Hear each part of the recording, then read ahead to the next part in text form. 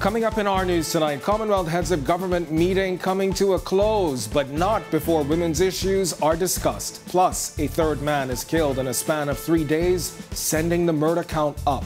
Our news is in Rwanda, capturing the culture of the Central African state. Stay tuned as we bring it to you in film.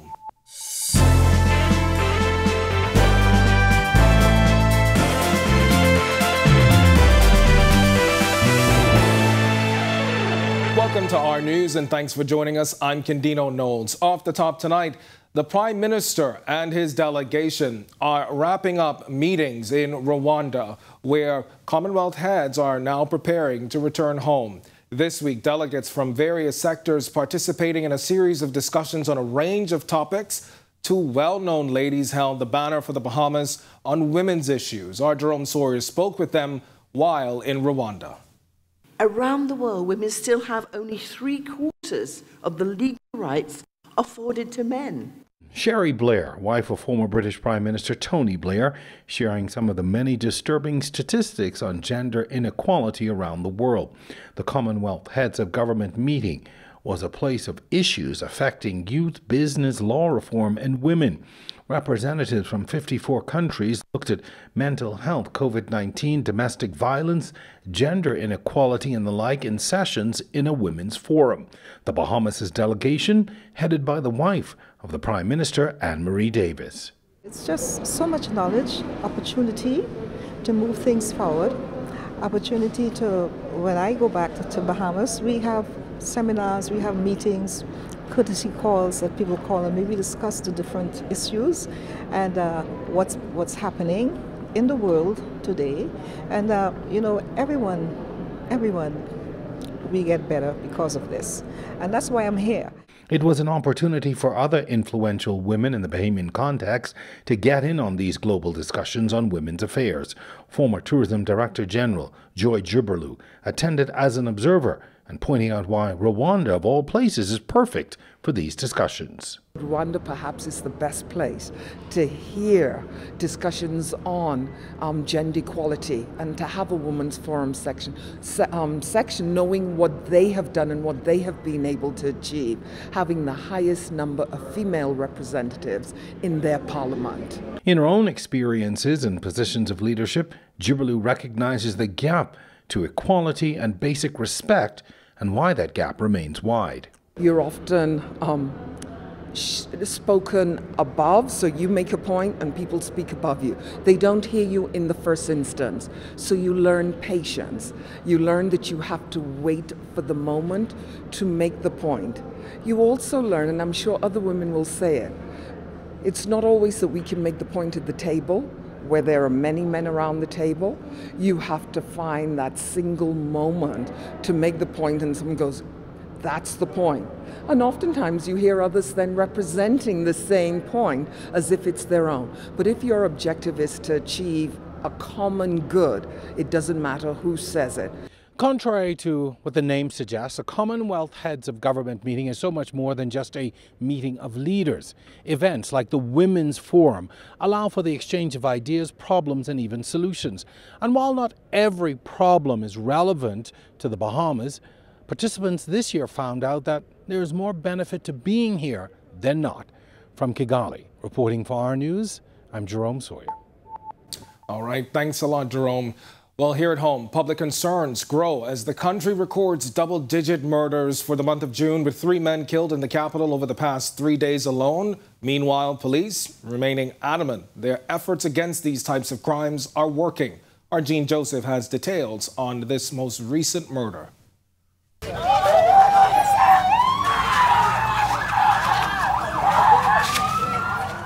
Friday marked the 3rd consecutive day of murders in the capital, bringing June's murder count to 10.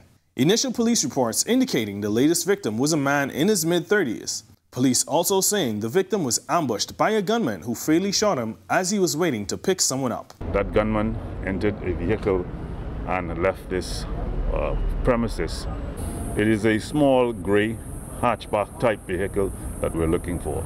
Police also say that the initial evidence does not indicate that the latest string of murders are related. How these incidents would have happened, they're not generally hotspot areas. They seem to be individual circumstances where persons are targeted and these persons end up being victims of homicides. As the alarm bells ring, the police say they continue to employ several tactics that prove successful, yet the criminal element remains ever present. I note that persons may be concerned with the amount of violence that has been perpetrated on our streets lately. I want to reassure the public that the police are vigorous in their presence on the streets with mobile patrol vehicles and the motorcycle vehicles, and we also have individuals who are walking our streets on foot patrol. Police say the investigation is ongoing and ask for the public's assistance in solving this and other crimes. I'm Gene Joseph, reporting for Our News. Where is the Freedom of Information Act? It's a question someone answered now that we are just days away from the enactment of the new 2022-2023 budget. The full implementation of the Freedom of Information Act was one of the Progressive Liberal Party's National Development Plan pillars. Executive Director of the Organization for Responsible Governance, Matt Aubrey, is taking a closer look at plans to implement and how much it may cost. The discussion was that 10 agencies within this year would be able to receive and respond Freedom of Information requests. And that means that there had to be lots of training within those agencies. There had to be investment in technology. There had to be all the work that prepared those organizations to be able to receive requests, and then the unit be able to follow up and track those requests, as well as public education. Aubrey says a massive education and training program may ultimately cost government more than initially projected. When I looked at the budget, the only thing I saw was a reference of about $140,000 for the year, and that didn't seem like that might be sufficient to do all of that preparation. So there may be other areas that are allocated that we're not seeing, but it would be important to understand how that investment towards that stated pledge will be able to be achieved. Now, ORG has held virtual town meetings on FOIA, helping to shed light on what it is and how people can use it. The Ministry of Finance, Health and Wellness, Environment and Natural Resources, and the Department of Public Procurement were among those agencies expected to be a part of the FOIA pilot project. Well, coming up in our news, Russian troops are attempting to encircle Ukrainian military in order to take over key cities. And a years-long fight for fare increases continues. The latest from the head of the taxicab union coming up when Our News returns.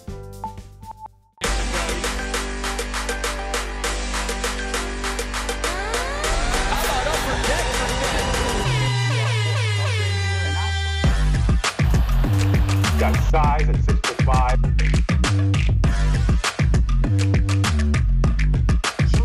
Hi, this is Shamika.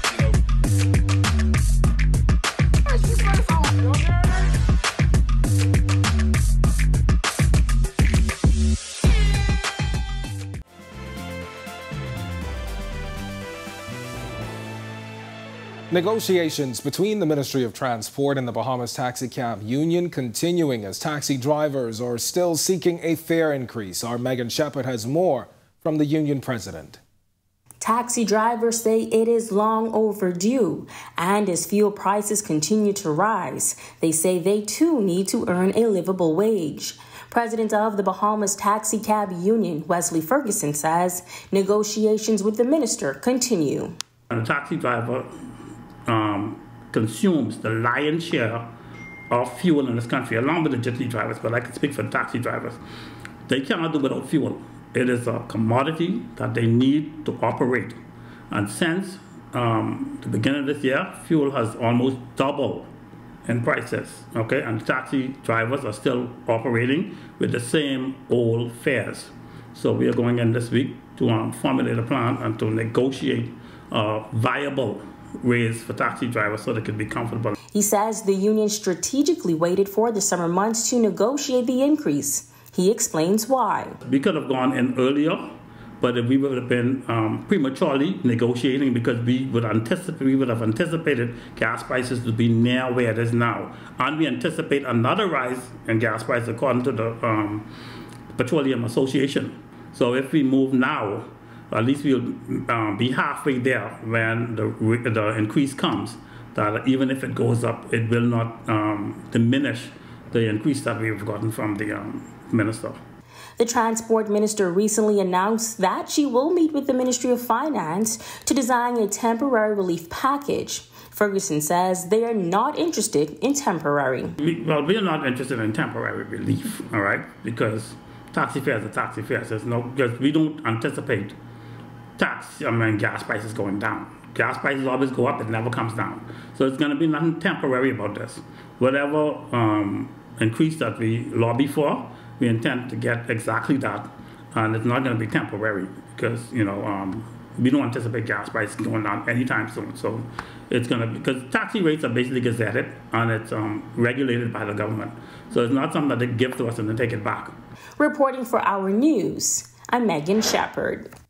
After weeks of fierce fighting, the Ukrainian military has begun retreating from a besieged city in the country's east to move to stronger positions. A regional officer confirming as much Friday. It has been 4 months since Russia invaded Ukraine. Ukrainian military's planned withdrawal from Severodonetsk, the administrative center of the Luhansk region, comes after relentless Russian bombardment that has reduced most of the industrial city to rubble and cut its population from 100,000 to 10,000. Ukrainian troops fought the Russians in house-to-house battles before retreating to the huge Azot chemical factory on the city's edge, where they remain in its sprawling underground structures in which about 500 civilians also found refuge. In recent days, Russian forces have made gains around Severodonetsk in a bid to encircle Ukrainian forces. And still to come on Our News, our Sasha Lightbourne brings you highlights from the B3A's Nationals. And Our News has been in Rwanda for the past week. We bring you scenes of the culture of that country, but you have to stay tuned. We have the details when Our News returns.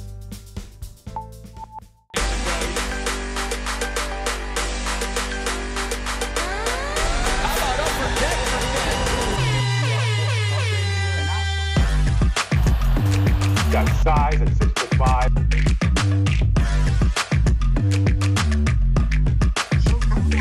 This is Shamika.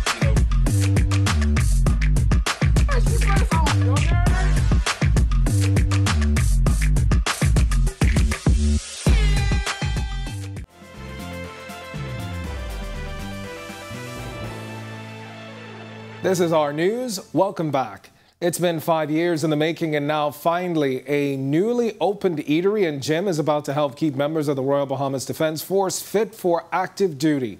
Lieutenant Commander Samantha Hart explains why the cafe and gym at the rear of the Ministry of National Security building on John F. Kennedy Drive are so important for the Defence Force.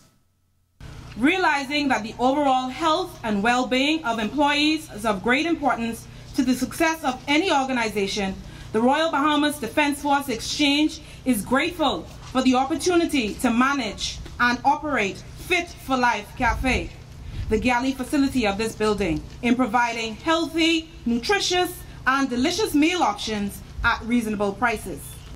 Minister of National Security Wayne Monroe sharing how it will help him on his own personal health and wellness journey.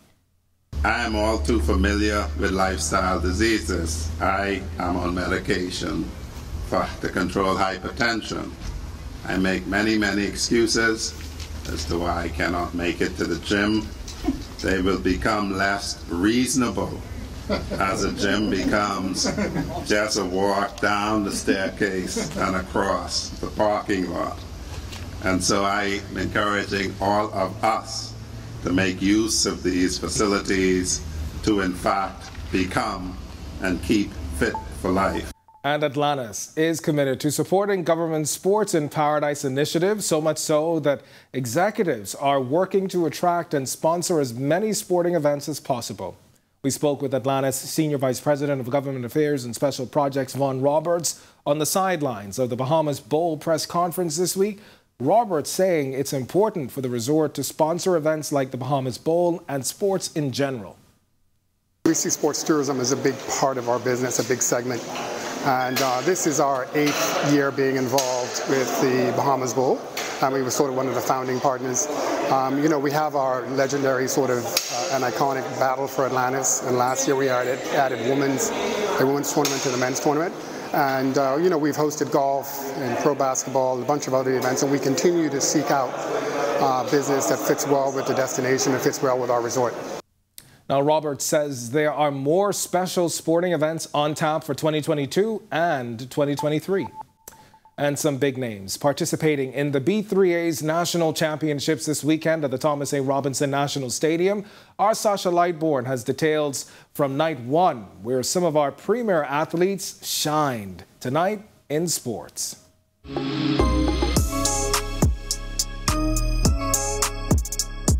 Once the evening session got underway at the B3A's National Championships on Friday, the crowd was in for a treat.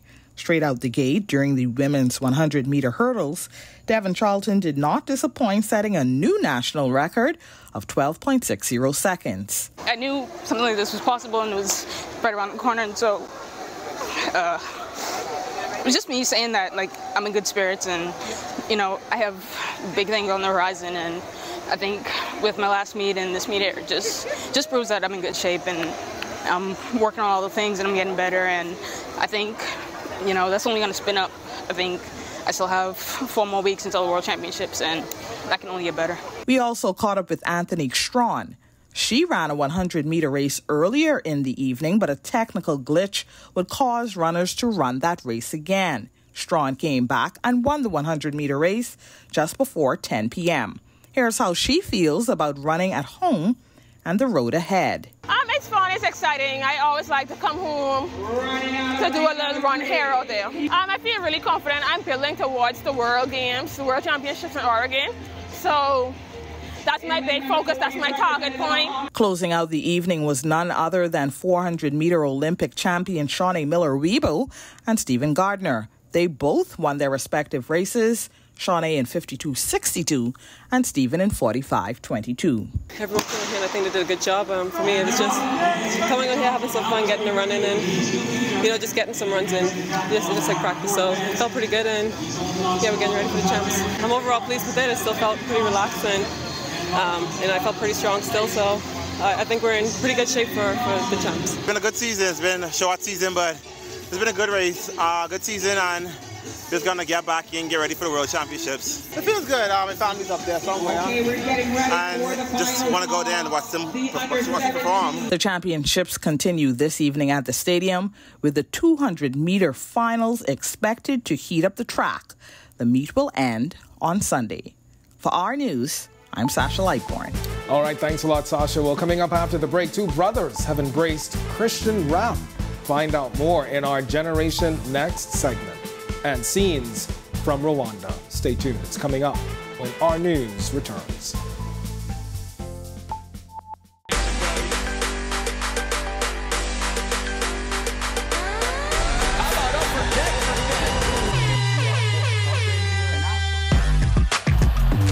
Got size at 6'5".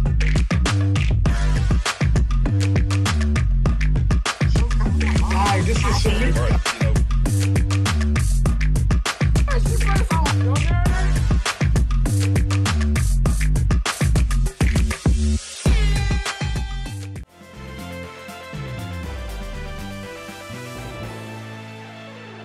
Welcome back to our news, and now to our Generation Next segment. At just 4 and 8 years old, Chaz and Dawn Major entered their church talent show to perform a Christian rap song. In this report, the brothers tell our Megan Shepherd it was only up from there.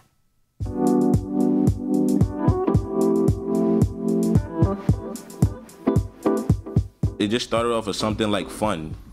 So after that, everything started to get serious, started getting called and stuff, and that's how we got here where we are today. Younger brother Chaz, now 12 years old, says although he hit the stage at just 4 years old, he remembers the exact moment.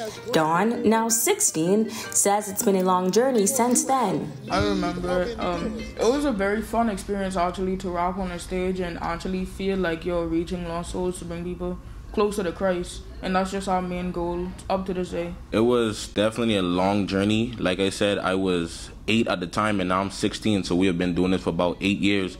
but we have gotten the opportunity to perform at Farm Fest. Mr. Mark Cartwright had given us the opportunity, and that blew us up very huge. We started getting way more calls to do functions at churches and youth months and stuff. The brothers now have 4 albums. Their latest is titled Purpose. They share their inspiration and objective when writing. To basically get scriptures out and make it into a song so that people would understand it better, and that it's easier for them to like comprehend in a way. And it's basically the main goal of our music is to bring people closer to Christ. Our music basically is inspired also by our Father God in heaven. He inspired us a lot. We sit down, let him take over when we're writing the lyrics and stuff, and let him lead us, and so that we can say what he wants us to say. And of course, they say their favorite part of being entertainers is being on stage. The writing is fun, but being on stage in front of a huge crowd and everyone's cheering for us, that is amazing. That's an amazing feeling. Yeah, I think that the performance is actually my favorite part of it all. We opened up for Tamla Man in Savannah, Georgia, and I would say that has to be one of our favorite performances my favorite performance that I've ever did. To open up for Tamla Man, it was a great opportunity. While peer pressure can be easy to fall to for 2 young boys, Don shares his advice to other young people to stay on the right path. As long as you stay close to God, you stay prayed up, stay in your word, he can always lead you or never leave you stray. And it's not, in my opinion, it's not really hard to do the right thing as long as you just stay focused on the plan and just don't get sidetracked. Just don't listen to any bad influence, any negative impact that is on your life. Just ignore them. Here's their advice to other aspiring entrepreneurs. I'll say just trust God, things don't come easy, but like with God help, it doesn't come easy, but it's going to be easier when you walk in the path of God. Stay up on your Bible and just trust God and trust your parents, and you can do all things through Christ who strengthens you. Well, like I said, just following up the same thing what he basically said, just stay focused on the prize, which is God. He'll never lead you astray. Just stay prayed up, stay spiritual, and you'll be okay. Reporting for Our News, I'm Megan Shepard. All right, thanks a lot, Megan. An inspiring story and an inspiring message. Well, we've got a little sun. It's coming out, but there's still some threat of rain. We've got a look at your weather forecast for the next 5 days.